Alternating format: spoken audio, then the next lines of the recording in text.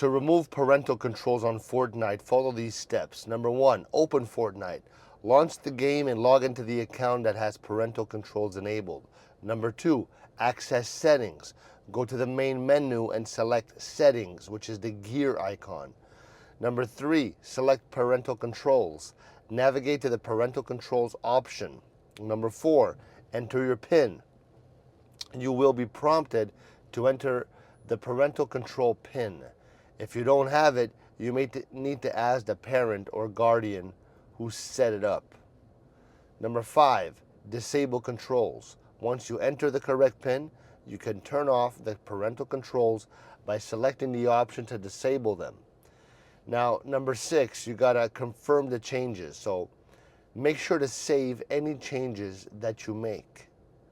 If you don't have the PIN, you'll need to contact the parent or the guardian who set up the controls for assistance.